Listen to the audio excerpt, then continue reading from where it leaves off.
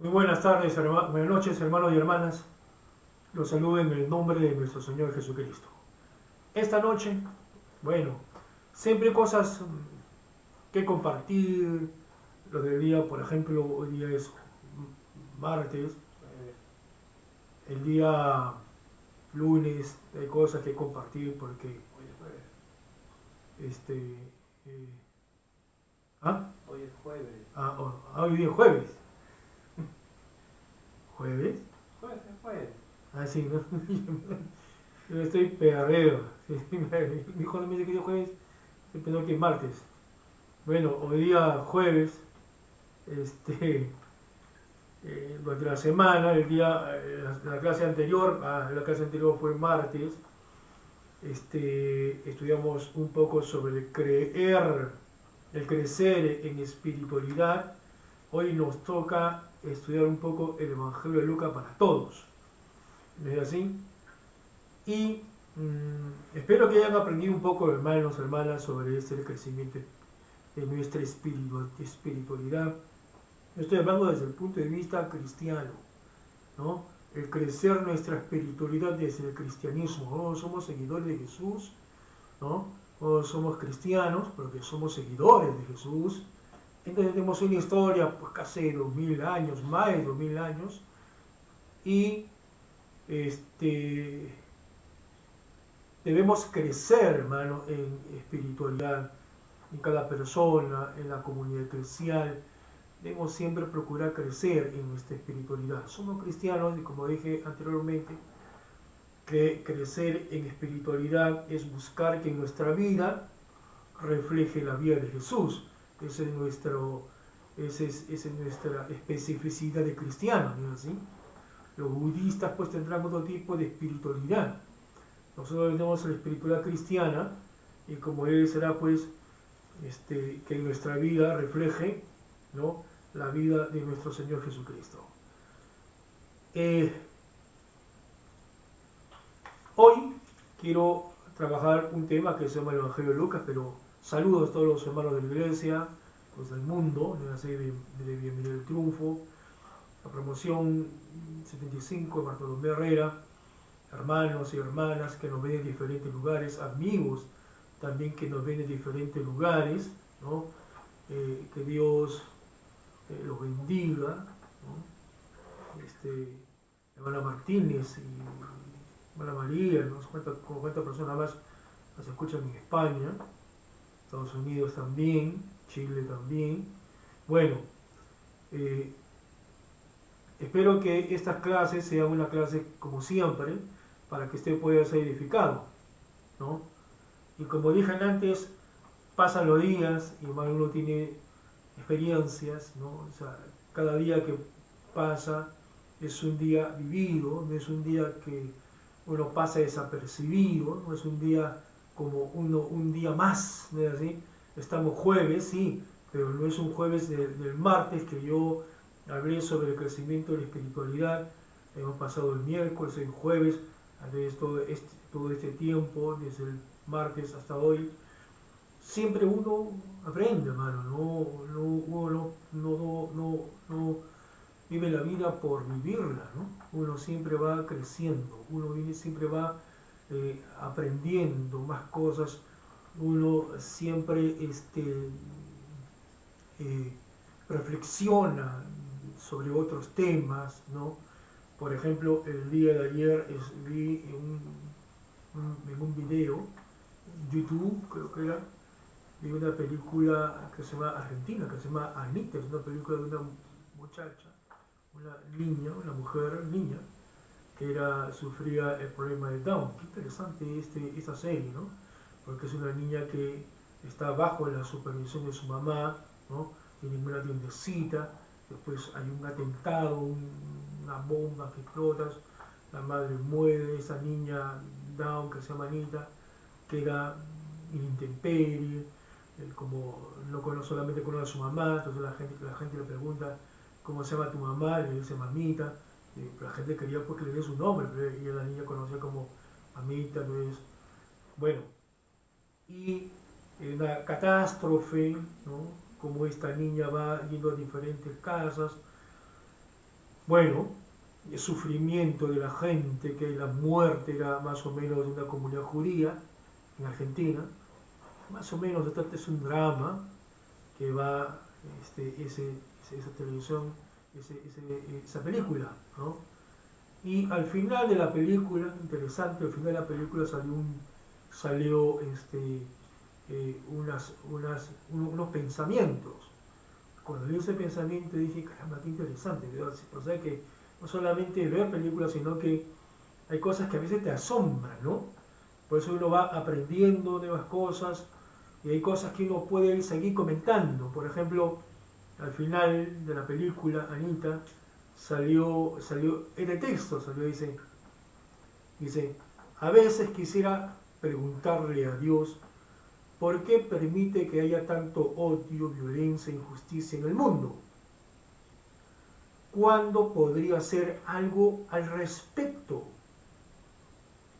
Pero sé que Él me haría la misma pregunta. Qué interesante, ¿no? A veces la persona cree que Dios, tanta violencia que también el Perú ha sufrido en la época del terrorismo, ¿no? Y a veces la gente se pregunta, ¿y Dios? ¿Y por qué Dios, no hace eso? ¿Por qué vivido tantas cosas?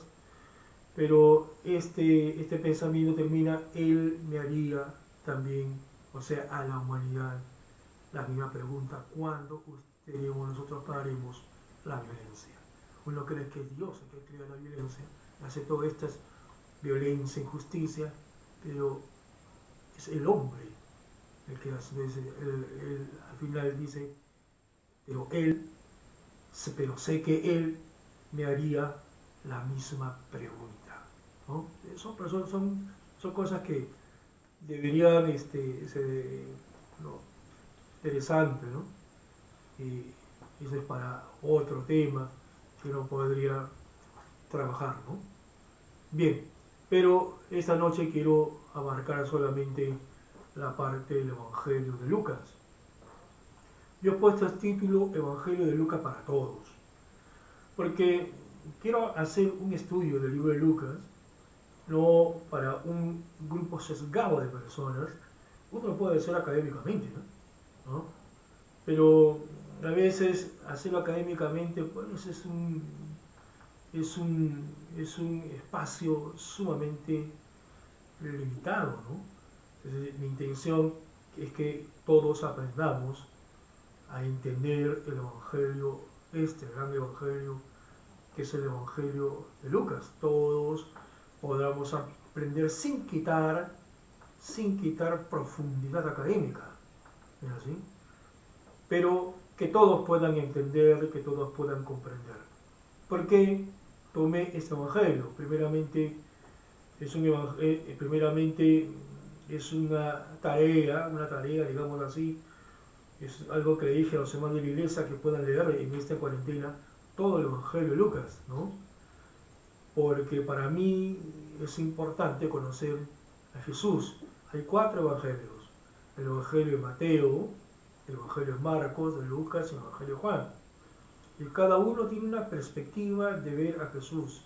Cada uno tiene una arista de ver a Jesús, ¿no? Entonces, sería lo ideal conocer los 4 evangelios y profundamente. Entonces, conocería la profundidad de cada evangelio, ¿es así? Y cómo cada evangelio presenta una imagen de Jesús. Y esa imagen que presenta cada evangelio sobre Jesús va a responder pues al contexto donde van dirigidos estos evangelios, ¿no es así? No se olviden que los textos responden a contextos históricos determinados. Por eso hay que 4 evangelios. Si hay 4 evangelios, es que decir que no hay una sola punto de vista de ver a Jesús, si no hay punto de vista de ver a Jesús y ninguno, y no son puntos de vista contradictorios, sino son puntos de vista que hay que verlos en una especie de complementarios, no son puntos de vista para la mayor cantidad de listas poder ver a Jesús. Creo que eso es lo mejor, una forma de ver a Jesús. Mientras más aristas, más puntos de vista tú lo veas a Jesús, hay mucha más riqueza, hay mucha más profundidad. Hay 4 evangelios, hay que estudiar esas 4 aristas que tiene el Evangelio. Solamente quiero abarcar una arista de los 4 Evangelios, que es el Evangelio de Lucas. ¿Por qué el Evangelio de Lucas? Porque el Evangelio de Lucas es un Evangelio que habla mucho y es pertinente para nuestra región latinoamericana, ¿no? Especialmente para los latinoamericanos, porque es un evangelio social, es un evangelio que tiene que ver mucho con una realidad de mucha pobreza, de mucha marginación, ¿no? A veces los estados solamente buscan satisfacer solamente las necesidades de un grupo, ¿no? O sea, lo que ese grupo que es la élite, y creen supuestamente que esa élite tiene una manera de pensar, ¿no? Que esa manera de pensar satisface solamente a lo de la cúpula y a los que se alimentan de esa cúpula, ¿no? Entonces, pero también está la otra parte, la gente mayoritaria, que son la gente pobre, ¿no? La gente marginada, la gente que están en la cúpula, en el aparato gubernamental, no se interesa por este grupo, ¿no? Como dijo una vez Zygmunt Bauman, que las sociedades se construyen de tal manera, ¿no es así?, que en la sociedad solamente se benefician un grupo de personas, y es una sociedad, así como las industrias, ¿no? Así compara como las industrias, solamente son personas las que trabajan productivas, pero también en las industrias hay basureros, ¿no es así? Entonces esos basureros son la gente que en la sociedad son la gente improductiva, que no valen nada, gente marginada, los niños, los ancianos, entonces ellos son los que no producen, para ellos son lo que no hay importancia, son los daños que producen un sistema económico, son los daños colaterales, ¿no? Esos daños colaterales no se interesa pues el gobierno, porque es parte de su sistema económico, ¿no? Pero son el neoliberalismo y otra cosa más. Bien. Entonces, este evangelio habla de esta situación, pues. Es un evangelio que Jesús que me presenta Lucas, no es un Jesús que sale de la élite, pues, ¿no? Sino es un Jesús que sale de abajo, sale de los estamentos más bajos, que son los pobres, ¿no? Entonces Jesús tiene a través de Dios, ¿no? A través de Jesús plasma una visión, aunque es una visión para todos, ¿no? Pero es una visión para que la gente entienda que los marginados, los pobres también son importantes para Dios. Y Dios les da un acercamiento, ¿no?, hacia ellos, que no lo han hecho las élites. Dios sí da una atención muy especial a esa persona que la élite lo ha marginado y lo ha despreciado. Entonces, estos despreciados van a ser la importancia para Dios. Entonces, por eso es que es importante. Hay que leer un evangelio que responda, un Jesús que responda a nuestra realidad y ver cómo Jesús nos muestra cómo Él actúa, de qué forma actúa. Entonces, eso es algo que el Evangelio de Lucas nos enseña, ¿no? Además, no hay nada más importante, que aprender de la vida de Jesús. No hay nada más importante, por lo menos para el cristiano, de aprender la vida de Jesús, ¿no? Porque somos cristianos, como cristianos debemos conocer pues la vida de Jesús, conocer lo que hizo y también conocer las enseñanzas que Él, ¿no?, hizo, ¿no? Eso es importante. ¿Sí? Los discípulos de Jesús debemos conocer todas las enseñanzas de nuestro Señor Jesucristo. Entonces debería ser un gran gozo, un gran placer escudriñar un evangelio que va a hablar sobre la vida de Jesús, que muchas veces este Jesús es totalmente desconocido por la iglesia, ¿no? A veces la iglesia solamente conoce al Jesús de la fe, o sea, al Jesús que viene a partir del apóstol Pablo, o sea, al Jesús de la iglesia, ¿no? Al Jesús que nos justifica de nuestros pecados, ¿no? Que nos limpia, ¿no?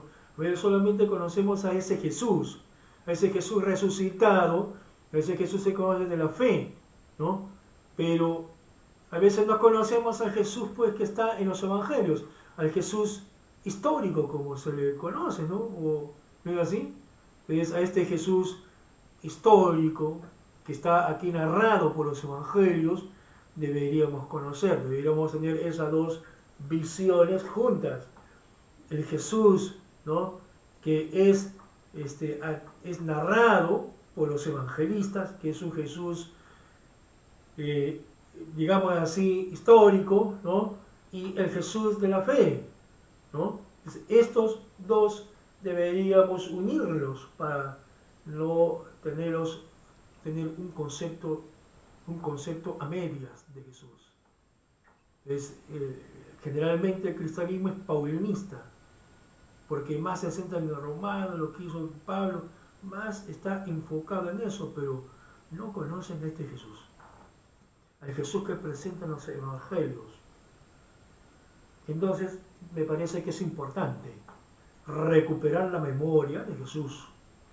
Recuperemos la memoria de Jesús, porque recuperando la memoria de Jesús, ¿no? Estaremos fundamentando nuestra fe de una forma mucho más segura, ¿no? Porque nuestra fe debe estar fundada en Jesucristo. En Jesucristo. Nuestra fe se funda en Jesucristo, en su vida, su persona, sus enseñanzas. En Jesucristo. Ahí se funda toda nuestra vida cristiana. Es el fundamento, ¿no? Nuestro fundamento es Jesucristo, como dice el apóstol Pablo, ¿no? Les hay que escuchar a Pablo, ¿no es así? Es decir, la gente es paulinista, pero se quedan solamente en Pablo y no escuchan a Pablo, que Pablo dice que el fundamento de nuestra fe es Jesucristo, o sea, me manda Jesucristo. Pablo no me manda no se cierra en él, o sea, la atención de sus escritos no es él, no es su doctrina solamente. Siempre el apóstol Pablo nos manda a Jesús. Él es el centro de la fe. Todas las cartas del apóstol Pablo son altamente cristocéntricas. Pablo dice, ya no vivo yo, mas Cristo vive en mí. Pablo dice, así como yo imito a Jesús, dice también imiten a Jesús. Ustedes imiten a mí. Pablo dice, imitad a Dios. ¿Y cómo imito a Dios? A través de la vida de Jesús. O sea, Pablo es totalmente cristocéntrico. A veces más nos centramos en los dogmas del apóstol Pablo y no escuchamos lo que Pablo nos dice, que el centro de nuestra fe es Jesús. O sea, hay que ir a Jesús, a este Jesús de los evangelios, que muy pocas veces es estudiado. No sé por qué las personas se centran en otros libros y no se centran en la vida de Jesús. No sé por qué. Les interesan otros libros, pero los evangelios, hay muy pocas personas que leen el evangelio. Leen otros libros, otros que les centran en el Apocalipsis, pero no les den lo más importante que es Jesús, que es la piedra fundamental, que es el fundamento, que es la piedra fundamental de toda nuestra edificación. Por eso, me parece que todos deberían estar contentos de aprender sobre Jesús, sobre nuestro Señor, sobre nuestro Maestro. Entonces, partamos desde ahí. El Evangelio de Lucas para todos. Yo les he puesto en Facebook, como en la clase anterior, ¿sí? Ahí también he puesto como una especie de separada, bien separada, son dos hojas que están ahí, así que les he puesto para que ustedes puedan ver y puedan seguirme bien. La primera parte, son dos hojas que he puesto. En la primera hoja, el Evangelio según de Lucas para todos. En la primera parte he puesto una especie de introducción. Y lo voy a leer que dice la primera parte. Dice, cualquier libro del pasado, porque estamos leyendo un libro del pasado del siglo I, no me va a decir que no es así. Sería, la que me dice que no es así, pues se molestará, ¿no? Pero los evangelios, el Nuevo y el Antiguo Testamento, es un libro del pasado, especialmente el Nuevo Testamento en el siglo I, no es del siglo XXI, es del siglo I. Entonces, acá pongo así, cualquier libro del pasado que se desee estudiar debe tomar en cuenta su época, es decir, su contexto temporal y espacial, ¿no? O sea, el tiempo en que se escribe este texto, o sea, los evangelios, y en dónde se escribe, ¿no? En qué lugar se escribe, no solamente en qué lugar, sino en qué mundo se escribe, ¿es así? Por lo tanto, la Biblia y el Evangelio en particular que se desea estudiar, este principio es clave para hacer una correcta interpretación. Cuanto más que para los cristianos es inspirado por el Espíritu Santo. Y además los evangelios del Nuevo Testamento como el Antiguo es guía para el sano crecimiento hacia la meta que es que su vida sea reflejada, o sea que la vida de Jesús sea reflejada en nuestra vida. El apóstol Pablo, cuando escribe la carta de los Efesios, nos ordena en el capítulo 5, versículo 1, imitar a Dios. Entonces, ¿a qué nos lleva la meta? ¿A qué nos lleva? ¿Cuál es el objetivo de este estudio del Evangelio de Lucas? Es llevarnos, así, a que al estudiar la vida de Jesús, esa vida de Jesús, sus enseñanzas, ¿no? Esa vida de Jesús en su época pueda reflejar lo que Él hizo, ¿no es así? Su esencia por el cual vino y con quién paró, por qué paró con esas personas. Entonces, esa esencia de su caminar, de su actuar, de su ministerio público, ¿no? Sea también reflejada en nuestra vida como seguidores de Jesús. Por eso es que estudiamos los evangelios, para que nos muestre, ¿no? Más o menos cómo ir perfilando nuestra vida cristiana a través de el actuar de Jesús en el mundo en que vivió. El mundo de Jesús es diferente al mundo que vivimos nosotros, por supuesto, pero a pesar de que son dos mundos distintos, las situaciones, hay situaciones y las situaciones culturales también son distintas, las situaciones históricas también son distintas porque son dos momentos diferentes de la historia, pero hay cuestiones que son esenciales, que en la época de Jesús es lo mismo que en nuestra época. Por ejemplo, las grandes diferencias sociales solamente las hubo en la época de Jesús. ¿No las hay también hoy? La marginación que hubo en la época de Jesús sobre diferentes estamentos, sobre diferentes personas, la exclusión, la diferenciación de personas, la clasificación de personas, ¿no también hay hoy?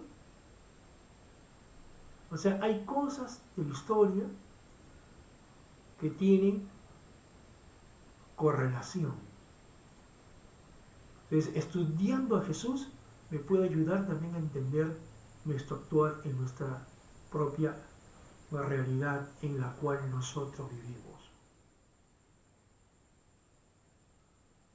eso es que estudiamos el Evangelio de Lucas. No estudiamos por un conocimiento más de que Jesús, no. El conocimiento es un conocimiento que nos va a llevar hacia otras cosas, a una práctica. Como dije el día martes sobre el teólogo, ¿no es así? Hay teólogos que solamente son nivel académico y no hacen nada en su vida, ¿no? Y no hacen nada por mejorar este mundo, por lo menos sus comunidades. Entonces, ese tipo de teología es una teología, pues, ¿de qué? Una teología solamente del balcón, como decía John Ann McCain. Una teología del balcón es una teología que se hace al caminar. ¿Cuál es la teología de Jesús? Del balcón, que está viendo a la gente sin ver, sin acercarse, sin ensuciarse sus pies, ¿eh? Sin vivir la experiencia que tienen esas personas. ¿Qué teología? No, ahí no sale ninguna teología, es teología del balcón. Solamente pura mente, pura racionalización, pura imaginación, que no está en la verdad, porque él no vive en la realidad, no está inmerso y no vive con esas personas. Entonces, hay una teología que es del balcón, que la teología no produce nada, ¿no? Y una teología que es del caminar. Eso sí es una teología que acompaña a las personas, ¿no? A una vida mejor, una vida alta, un nivel alto, con esperanza. Entonces, eso es nuestra meta. O sea, no hacemos una lectura bíblica por el simplemente hecho de darles conocimiento, no. Vamos a hacer más allá. Vamos a una construcción comunitaria, ¿no? Entonces, el punto A, todo estudio debe tener un punto, un contexto histórico, un contexto o aspectos teológicos y un aspecto literario, ¿no? Por lo menos esos tres aspectos deberíamos tener. Hay un libro importante para aquellos que quieran profundizar mucho más. Es un libro que es Prácticas de la Antropología Literaria, ¿no? También la antropología entra en literatura y análisis literario, pero desde el punto de vista de la antropología. Entonces, desde el punto de vista de la antropología hay tres aspectos fundamentales que uno estudia. Por ejemplo, el ritual verbal, ¿no? Y el ritual no verbal, es una fase. Después, en el nivel simbólico, también se estudia el nivel simbólico y el nivel del mundo de las ideas. Son tres niveles que estudia el antropólogo desde la literatura. ¿Cómo analiza la literatura del antropólogo? Así deberíamos estudiar las escrituras para entenderlo un poco más. Entonces yo voy a tratar de hacer un estudio más o menos que nos haga profundizar el texto, pero todos puedan entender, ¿no? Entonces, vamos a estudiar así. Otra cosa que me parece importante, yo quiero darles a entender, Klaus Berger escribió hace tiempo un libro que se llama Jesús. Él es de la Universidad de Heidelberg, ¿no? Es un académico. Los estudios alemanes son bastante rígidos, ¿no? Son bastante profundos, hay que aprender ese tipo de análisis, ¿no es así? Pero él dice lo siguiente, y eso es lo que yo quiero que ustedes aprendan para poder hacer un análisis del texto, ¿no? Y que sea más consecuente y más entendible, más comprensible. Una persona que no es discípulo de Jesús, no vive en el cristianismo, no ha percibido el cristianismo, no tiene experiencia del cristianismo, ¿no? Es muy, o sea, como discípulo, es muy difícil que entienda la Biblia, especialmente los evangelios, porque los evangelios usted puede ser académicamente, pero nunca va a llegar al medio del asunto, a la esencia del asunto, porque solamente el discípulo puede intuir el meollo del asunto, puede entender a Jesús. Dicen, por ejemplo, Klaus Berger, en su libro Jesús, en la página 15, dice: el filósofo de la religión Max Scheler, escribía lo siguiente: solo uno tiene acceso al núcleo de la persona de Jesús. Solo uno tiene acceso a la persona, al núcleo, o sea, al entender a Jesús, al núcleo de la persona de Jesús. ¿Sabe quién es? El discípulo.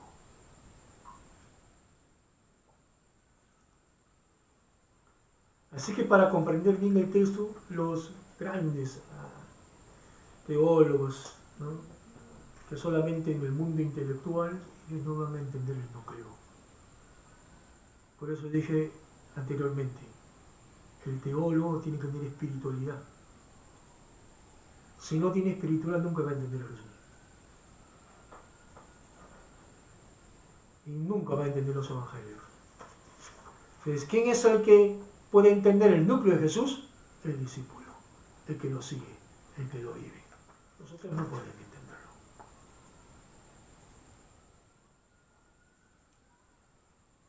Bien, haciendo esas salvedades o esa introducción, voy a darle una cuestión muy genérica, el contexto histórico, ¿no? O sea, el espacio temporal.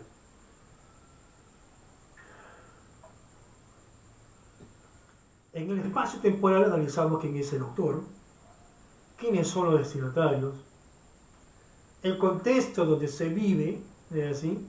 No solamente hay que conocer el contexto político, social, económico, sino también la fecha en que se escribió.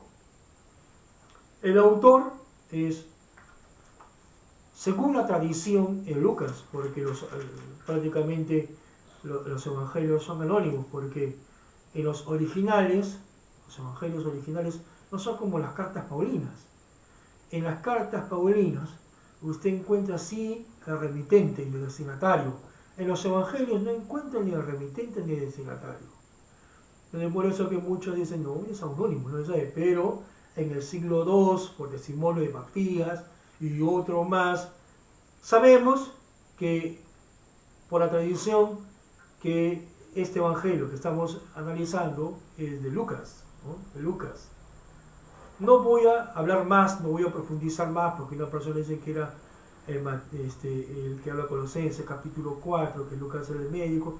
Bueno, no voy a hablar sobre ese asunto porque voy a hacerlo muy larga. No solamente, si yo quiero analizar un poco sobre el autor, tendría que analizar más que esas cuestiones históricas, también un poco su pensamiento y quién era él históricamente, ¿no? Bien, pero baste con eso de Lucas. Destinatario, ¿quién va escrito el Evangelio de Lucas? Mayoritariamente va dirigido al mundo grecorromano, generalmente. Es un texto prácticamente universal, que va dirigido a todos, ¿no es así? No solo al mundo, cuando digo el mundo grecorromano, porque en la época que vivió Jesús era bajo el Imperio Romano.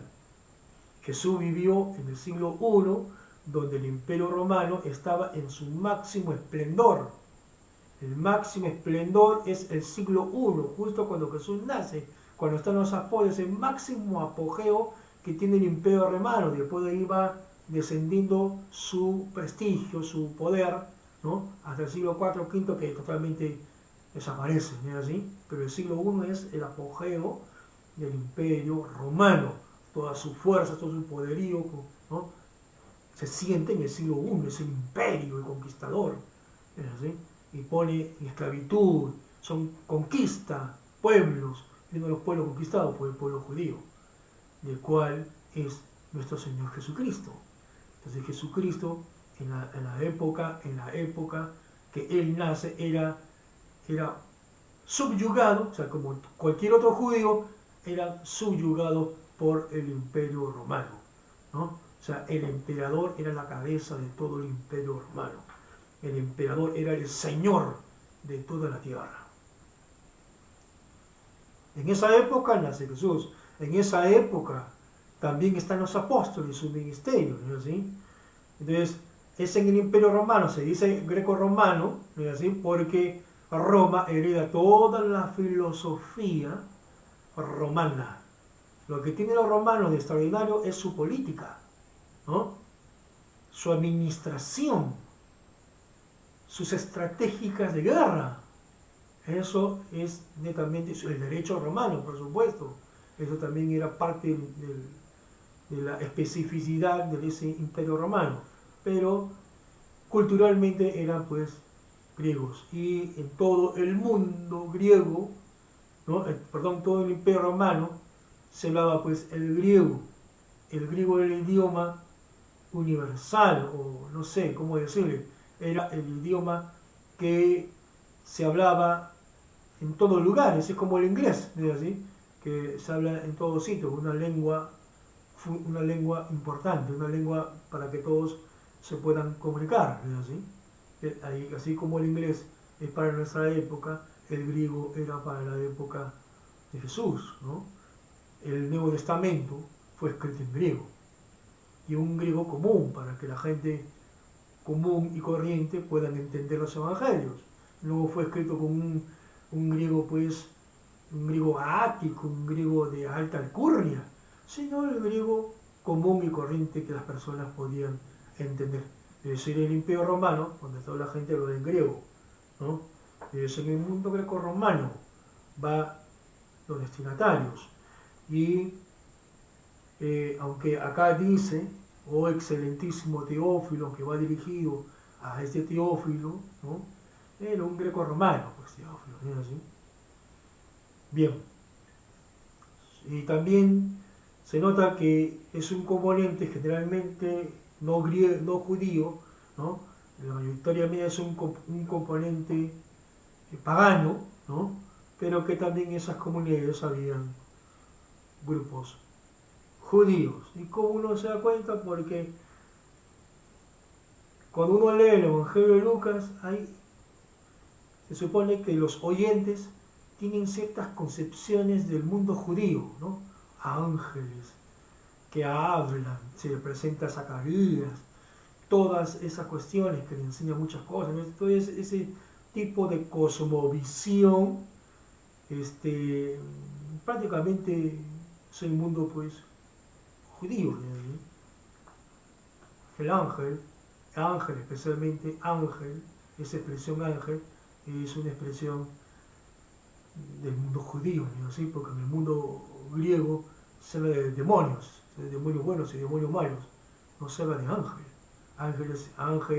El ángel es una realidad en el mundo judío que está cerca, son emisarios de Dios, ¿no? Son parte de Dios, ¿no? A lo contrario son los demonios. Entonces hay cuestiones aquí que el pueblo judío, entendía. Entonces por la misma escritura uno se da cuenta que también va dirigido en parte a ese pueblo hebreo, pero en su mayoría eran de habla griega. Entonces estaba bajo el gobierno del Imperio Romano. El contexto social era una sociedad jerarquizada como una pirámide, donde arriba estaba la gente más pudiente y en el abajo de la pirámide, que son la gran mayoría, eran la gente pobre, los comerciantes, ¿no? Los campesinos, ¿no? Es la gran mayoría pobres, como también habían los mendigos, que era la clase más baja. Ahí también estaban los esclavos, era esa sociedad, ¿no? ¿Sí? Pero arriba estaban los latifundistas, ¿no? Los que vendían grandes cantidades de tierra, ¿no? ¿Sí? Dinero, la élite de las ciudades locales, o sea, los gobernantes, las familias antiguas de las ciudades, el emperador romano con toda su familia, con todos sus séquitos, eran la parte de la élite, ¿no? Y el derecho, también había el derecho, pero la justicia también había. Pero la justicia solamente eran para la élite. Para la élite hay justicia. Para los que no son de la élite, no hay justicias. Para los que pertenecen al Imperio Romano y son ciudadanos romanos, hay justicia. Para los que no son ciudadanos romanos, no hay justicia. Así es, igual que ahora, ¿no es así? Por ejemplo, si hay un revoltoso, ¿no? Que es una amenaza para el imperio y es una persona que tiene ciudadanía romana, o sea, pertenece a la élite romana, ¿no? A ellos, bueno, algunos los deportarán, pero sí, otros los decapitarán, porque es una muerte rápida que no pueda sufrir, pero al que no tiene la ciudadanía romana, o sea, la gran mayoría, por una revuelta o cualquier cosa, ¿no? Lo mandaban a un sufrimiento total, que era la cruz. Era una muerte horrible. O sea, ¿qué justicia hay? Justicia para el que está arriba, pero el que no pertenece a ese mundo, no hay justicia. ¿Qué justicia hay para el esclavo? Ninguna. Justicia hay para todos. Es igual que nuestra carta, la Constitución. Dice que todos tenemos derechos, ¿no? Los derechos iguales, pero ¿se cumple eso? ¿Dónde se cumple eso? Eso no se cumple. Dice en el texto, dice en la Carta Magna, pero en la realidad el que tiene influencia, ese se le hace justicia. Al que no tiene influencia, al que no tiene dinero, ese no tiene justicia. ¿Ha visto lo que ha pasado con el que murió? ¿No es así? Del coronavirus, era un congresista. Como yo no es congresista, no tiene poder. Pues no sé cómo en provincia, ¿no? Pide y reclama que él esté enfermo y lo mandan, no, ya, ándate nomás, oye, es un congresista y se muere. Pero hay un congresista actual que sale a la televisión, apenas se enfermó y está hospitalizado. Y están dándole su... Oiga, qué indignante. ¿Dónde está la justicia? No se da cuenta que en la época que nace Jesús, sobre estas cuestiones de la justicia, ¿no? ¿Quién dicta justicia? ¿Quién se le hace justicia? ¿Es igual que nosotros? ¿Que en nuestra época? Por eso que los evangelios tienen pertinencia, porque hablan para esas situaciones de marginación y de injusticia, especialmente el Evangelio de Lucas.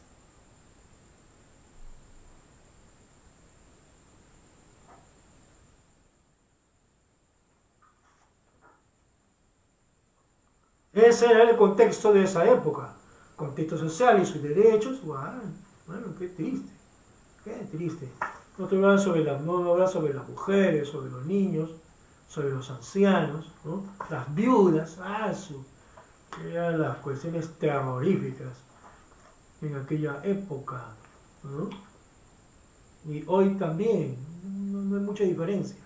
Han pasado 2000 años y el trato sobre los ancianos, o por lo menos aquellos que ya la sociedad ya no sirve de como las viudas.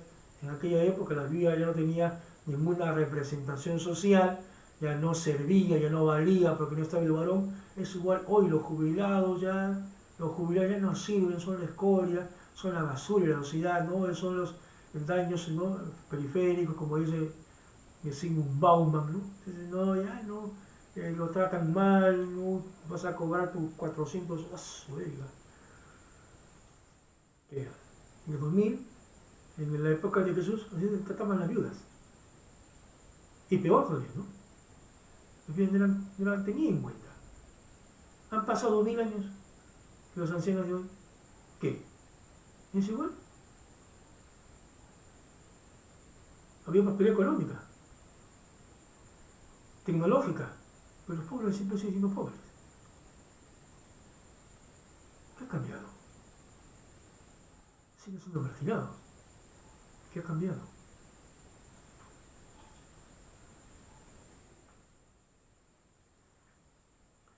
pero de calidad humana.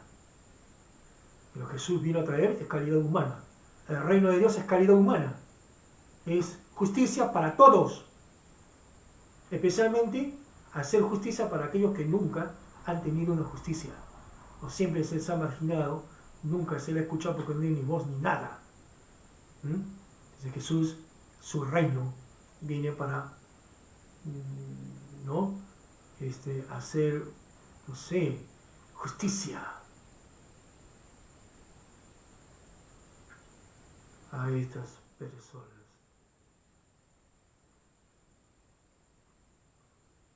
Bien. La fecha que se escribió fue más o menos en el año 85 y 90 después de Cristo. Más o menos unos 40 años, 45 años después de la muerte de Jesús. O sea, no está tan lejos, ¿no? No está tan lejos. No es como los libros platónicos, pues.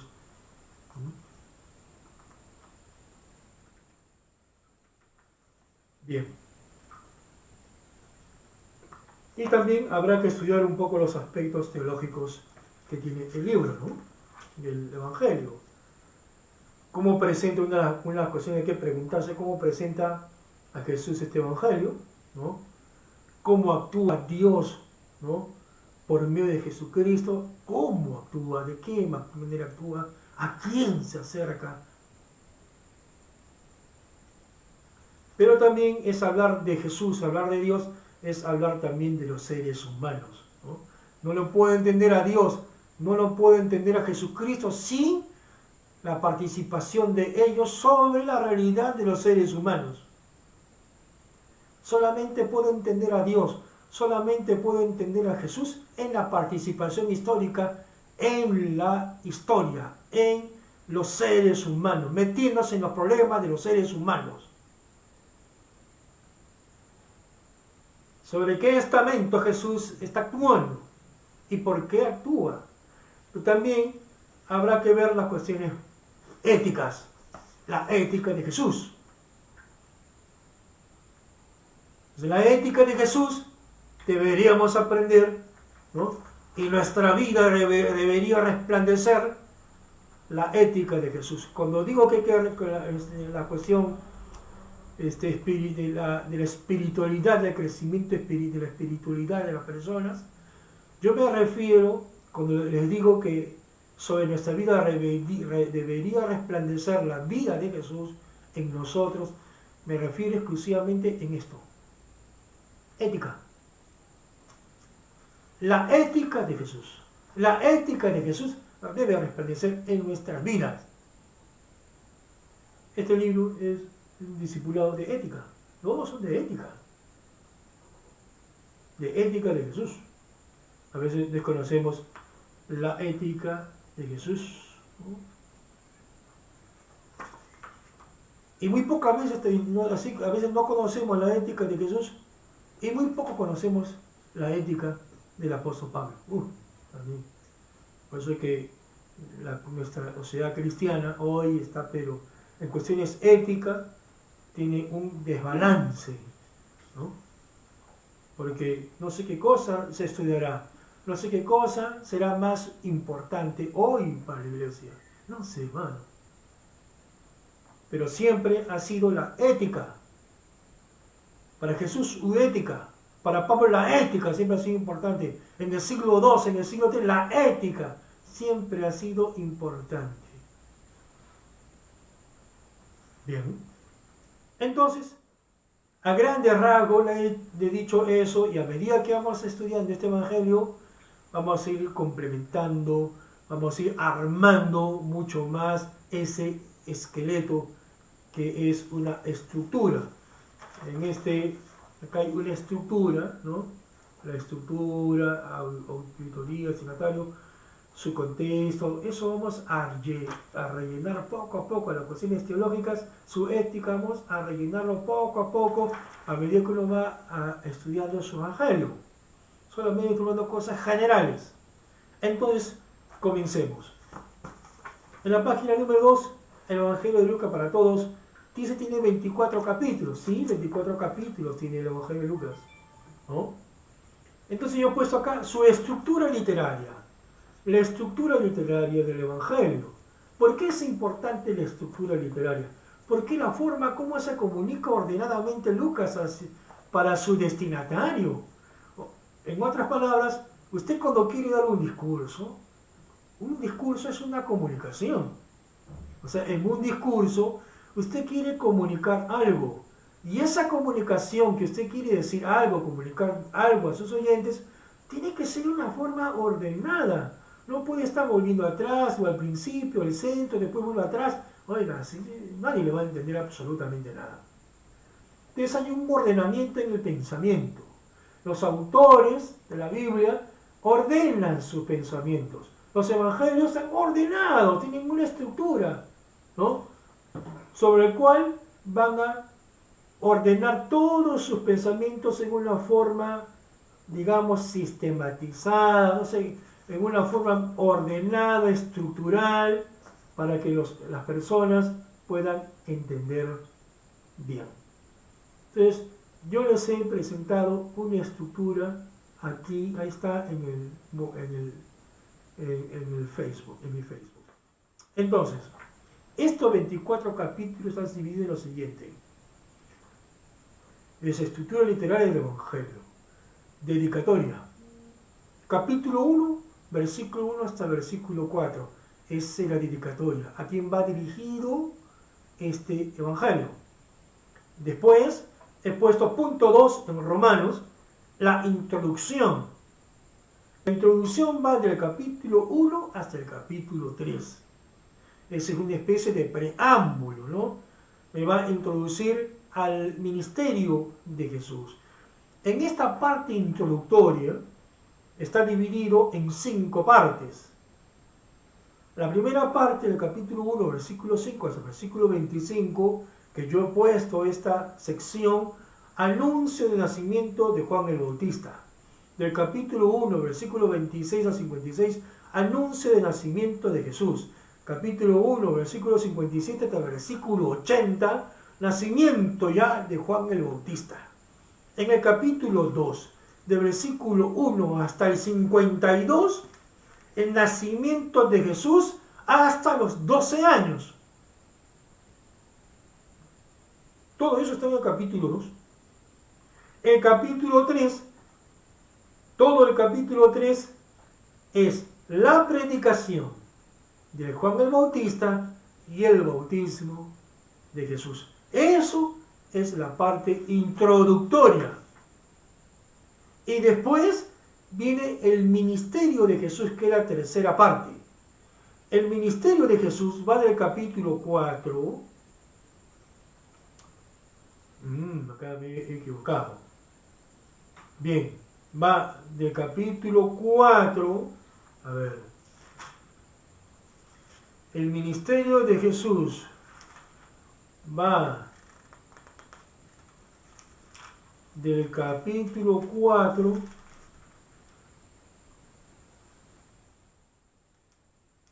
versículo 1, ¿sí? Capítulo 4, versículo 1, que ha puesto versículo 19, no, 19, no, el versículo 1, 4, 1, hasta el capítulo 9, versículo 51. Eso es el ministerio de Jesús en Galilea y sus alrededores, ¿no? Desde el capítulo 4 hasta el capítulo 9, versículo 51, es el ministerio de Jesús en Galilea. Del capítulo 9, versículo 52, al capítulo 19, versículo 27, es lo que se conoce camino a Jerusalén. Y el capítulo 19, versículo 28, hasta el capítulo 24, versículo 53, es en Jerusalén, donde va a encontrar la muerte, pero también su resurrección. Así es como está dividido el Evangelio de Lucas en una forma ordenada. Nosotros vamos a seguir el orden de Lucas, porque queremos entenderle a Lucas, ¿no es así? La idea es entender el pensamiento de Lucas. Entonces, para poder entender el pensamiento de Lucas, hay que dejarnos guiar por él. ¿Qué cosa es lo que me presenta? ¿No? ¿Qué cosa es lo que habla primero, después segundo, tercero, ya sucesivamente? Porque Lucas nos va a llevar poco a poco a entenderle y después a dónde nos quiere llevar. Entonces, el Evangelio tiene que leerlo como una novela. La novela usted no puede comenzar por cualquier sitio. En una novela usted no puede comenzar por la mitad o las 3/4 partes. ¿Viste la novela? Tiene que empezar por la primera hoja, el inicio. O si no, no va a entender absolutamente nada. ¿Por qué? Porque el narrador, ¿no?, me va a presentar sus personajes y poco a poco me va llevando hasta entender todo el drama. Es igual con los evangelios. Tengo que comenzar desde el inicio para ir entendiendo, para entender cómo va a acabar y cómo termina. Entonces yo no puedo comenzar por cualquier lugar del Evangelio. Tengo que comenzar desde el versículo 1 y terminar hasta el último. ¿Está bien? Esa es la idea. Entonces nosotros vamos a empezar ahora sí a estudiar. Acá tengo varias Biblias, ¿no? Acá hay una Biblia de letras grandes, Reina Valera, Reina Valera, bueno, prácticamente Reina Valera un poco modificada en ciertas cosas. Tengo Reina Valera contemporánea también aquí. Tengo la versión TLA, ¿no?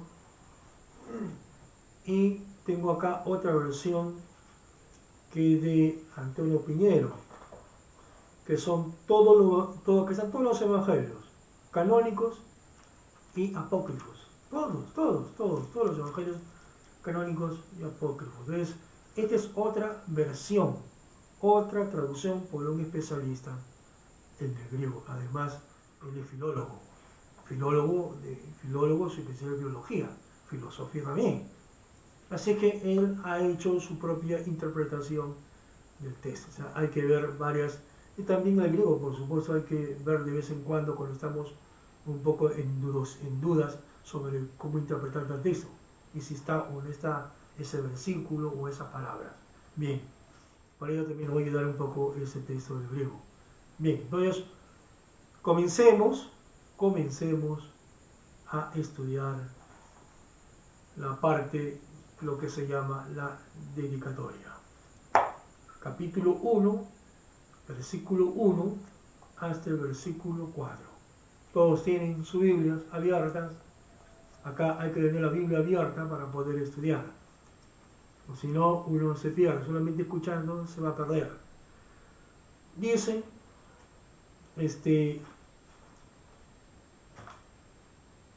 miren, voy a leer dos versiones. La traducción es la misma, ¿ya? Pero con ciertos cambios en la presentación. Por ejemplo, dice, voy a leer del versículo 1 hasta el versículo 4, la dedicatoria de Reina Valera. Dice Reina Valera contemporánea, dice lo siguiente: excelentísimo Teófilo. ¿A quién va dirigido? A Teófilo. Esa expresión excelentísimo es porque va dirigido a una persona muy importante. Dice, muchos han tratado ya de relatar en forma ordenada la historia de los sucesos que ciertamente se han cumplido entre nosotros, tal como nos los enseñaron quienes desde el principio fueron testigos presenciales y ministros de la palabra. Después de haber investigado todo con sumo cuidado de su origen, me pareció una buena idea escribírtelo por orden, para que llegues a conocer bien la verdad de lo que se te ha enseñado. Así dice Reina Valera. Voy a leer la versión de Antonio Piñero. Este evangelio dice Antonio Piñero: puesto que muchos emprendieron la tarea de poner en orden, miren, así comienza, no comienza como Reina Valera: oh excelentísimo Teófilo. Miren cómo comienza aquí. Puesto que muchos emprendieron la tarea de poner en orden un relato sobre los hechos que se han cumplido entre nosotros, tal como nos transmitieron los testigos oculares del comienzo y quienes han acabado convertidos en servidores de la palabra, también me pareció oportuno a mí, que he ido siguiendo todo con atención desde el principio, escribírtelo con exactitud por orden, noble Teófilo, para que conozcas la certidumbre de las palabras sobre las que has sido catequizado o enseñado. Miren, que es lo mismo, pero en vez de comenzar con el excelentísimo Teófilo, comienza: puesto que, ¿no? Muchos han escrito, así comienza, y al final pone recién el destinatario. Está correcto, las dos formas de traducir, está correcto, está correcto. Esta Reina Valera que tengo aquí es igual que la traducción que tiene Antonio Piñero.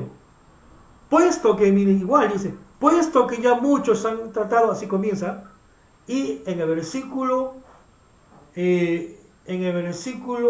3, ya más adelante dice: me ha parecido también a mí, después de haber investigado con diligencia todas las cosas del principio, escribírtelas por orden, oh excelentísimo Teófilo, para que conozcas bien la verdad de las cosas en las cuales has sido enseñado. Es la misma cuestión, ¿es así? Igual, solamente el cambio, Reina Valera pone adelante el destinatario, las otras versiones los pone al final, lo mismo, la misma cosa que es. No hay ninguna observación importante que hacer en eso. Pero voy a leer el TLA, que es otra versión mucho más asequible a las personas. De repente las personas, cuando leen estos versículos, 4 versículos, de repente no lo entiendan muy bien, ¿no? Entonces voy a leerles otra versión. Esta versión TLA, que es traducción en lenguaje actual, dice lo siguiente: muy distinguido amigo Teófilo, usted bien sabe que muchos se han puesto a escribir informes acerca de las cosas que han pasado entre nosotros. Las escribieron tal como nos las contaron quienes estuvieron con Jesús desde el principio. A ellos Jesús los mandó a anunciar su mensaje. Yo también he estudiado con mucho cuidado todo lo sucedido y creo conveniente ponerlo por escrito, tal como sucedió. Podrá saber si le han contado la verdad. Qué interesante esta introducción. Qué interesante es esta introducción. Voy a quedarme un rato aquí en esta primera parte, porque es fundamental, es para su seguridad, que lo que estamos hablando no es un cuento. Lo que estamos hablando no es una invención, no es una idea, ¿no?, imaginaria, como muchas personas hoy tratan de burlar al cristianismo. Hay muchas personas que dicen que el cristianismo, que Jesús solamente era una idea, que Jesús era solamente un cuento, una invención de los cristianos. Pero hay aún ateos que han reconocido la historicidad de Jesús. Pero ¿cuán más seguro de un texto que está más cerca de la época de Jesús? Y de una persona que ha investigado, ¿sí?, y ha conversado con personas que han visto a Jesús. Oiga, ¿qué más prueba usted quiere tener de Jesús?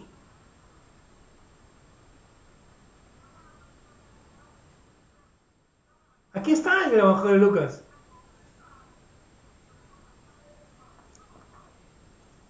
Eso es lo que quiero que usted preste mucha atención. Dice el texto.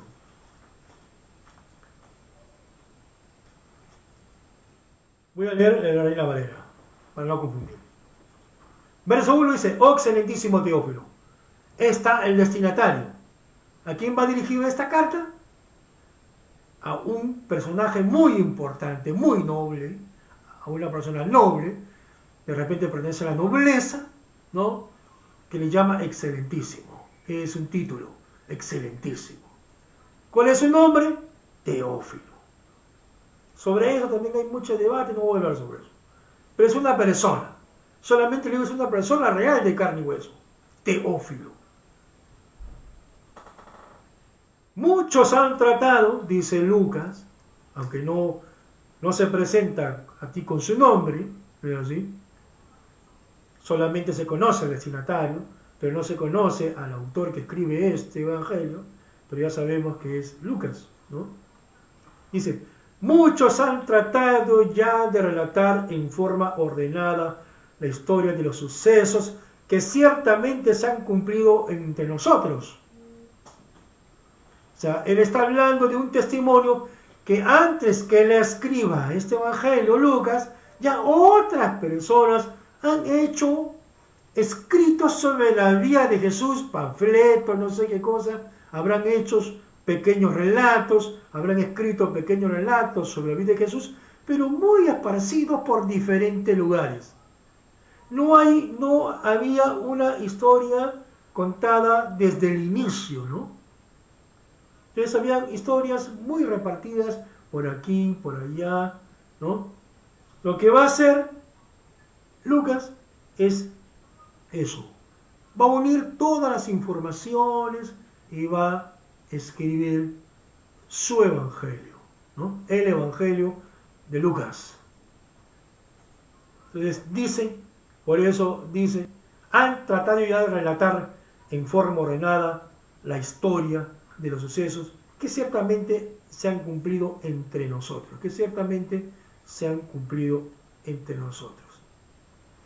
Y tal, dice, tal como nos los enseñaron quienes desde el principio fueron testigos presenciales y ministros de las palabras. Y vuelvo a repetir el verso 2.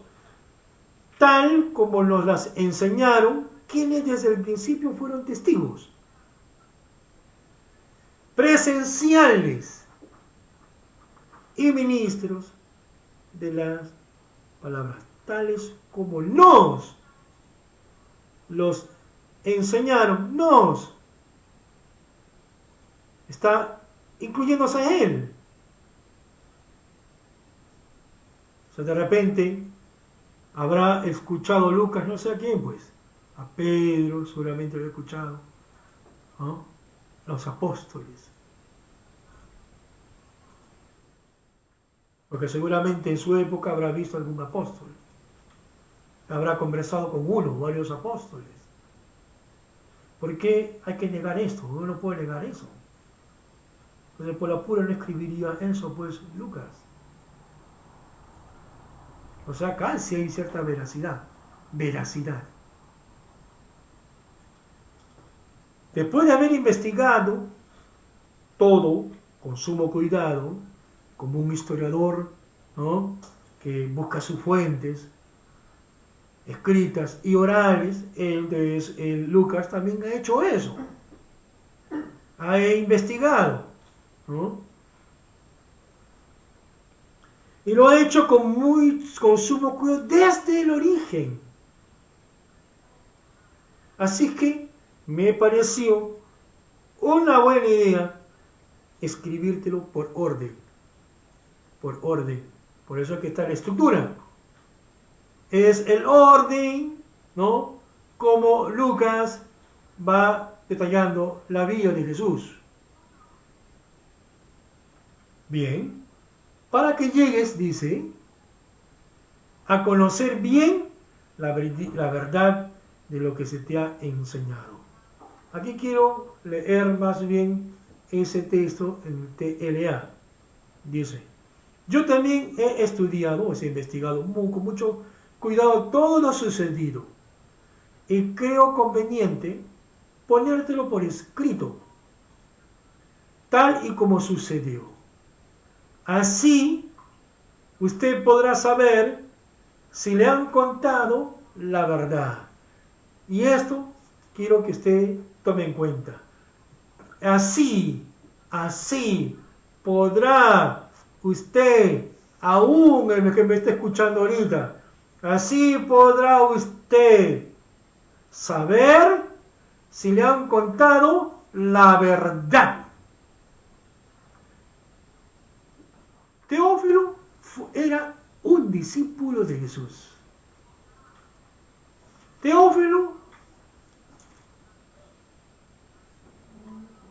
en un principio, alguien lo ha evangelizado.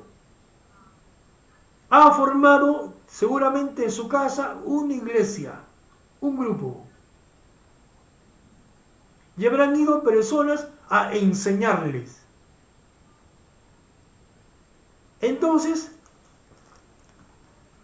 Lucas escribe, por si acaso le dice, ¿no? Así, estoy hablando entre líneas, ¿eh? Por si acaso si dudas de Jesús, yo te lo voy a escribir y lo he investigado para que veas, ¿no? Para que puedas saber, cotejar, ¿no? Que lo que te han enseñado es según la verdad. Así es como sucedió. Esto, el Evangelio de Lucas, es una confirmación de la existencia de Jesús y de las enseñanzas de Jesús. Pero cuando usted compara con otros evangelios, bueno, acá no están todas las enseñanzas, algunas enseñanzas, pero hay que ver también lo que está en Mateo, lo que está en Marcos, ¿no? Y tratar de hacer un panorama mucho más amplio de las enseñanzas de Jesús. Pero por lo menos acá uno tiene algo seguro, una convicción. Entonces, lo que le enseñaron a lo que le enseñaron a Teófilo, para afirmarse en su fe, eso es lo que también usted va a aprender en el Evangelio de Lucas, ¿no? Va a conocer quién es Jesús. Va a conocer quién es Jesús a través del Evangelio de Lucas. Muy bien. Yo creo que ahí vamos a llegar hoy día. Más no vamos a avanzar. Porque es un poco largo estudiar este Evangelio. Pero me gustaría enseñarles, hermanos, hermanas, para que nos afirmemos más en el Señor. El día domingo, entonces estaré enseñando la parte introductoria, ¿no? Del capítulo 1 hasta el capítulo 3. No lo voy a hacer de una forma detenida, ¿no? Yo lo he hecho de una forma un poco detenida aquí en la dedicatoria, porque yo quiero que usted sepa la calidad de este evangelio y lo que usted va a enseñar y va a aprender, ¿no? ¿Es así? Va a conocer, ¿no? Es como si fuera Teófilo, solamente ha oído algunas cosas de Jesús, ¿no? O ha oído de Jesús, pero no tiene la certeza de todo lo que hizo Jesús y enseñó Jesús. Entonces acá va a crecer usted, ¿no? Va a aprender para poder imitar a Jesús. Así que el domingo, 11 de la mañana, estaré enseñando la parte introductoria, del capítulo 1 hasta el capítulo 3. Espero de que usted ese día, domingo 11 de la mañana, le haya dado una leída, ¿no? Una leída a esos 3 capítulos, una leída. Y cualquier pregunta me la pueda hacer. Las preguntas, hermanos, hermanas, hacen que me exploten a mí. Yo puedo hablar cosas, ¿no?, aquí, pero hay cosas de repente que se me están escapando. Pero si usted me pregunta, me explota, me exprime. Y esas cosas que de repente no me he fijado, lo voy a decir para completar mucho más las ideas. Si de repente un hermano o otro hermano quiere compartir también algo que ha descubierto, también compartamos, así todos nos edificamos, hermanos y hermanas. Pero que sea de la Biblia, del texto, y una buena exégesis del texto, ¿sí? Entonces, bueno, eso es todo por hoy, hermanos, y espero que la próxima semana, el domingo, 11 de la mañana, tengan sus preguntas. Por lo menos yo ya he leído, hermanos, los 3 primeros capítulos, ¿no? Y para hacerlo mucho más fácil y mucho más dinámico, voy a hacer una cuestión bastante resumida, global, de unos cuantos puntos que me parecen lo más importante de cada una de esas partes, y el comentario que pueden hacerme ustedes, y así poder hacer dinamizar esas lecciones, ¿no? Así que sigamos en la cuarentena, aprovechemos la cuarentena para seguir creciendo en el Señor. Hagan sus preguntas, no se olviden, siempre hagan preguntas. Hermanos y hermanas, participen. Que Dios los bendiga.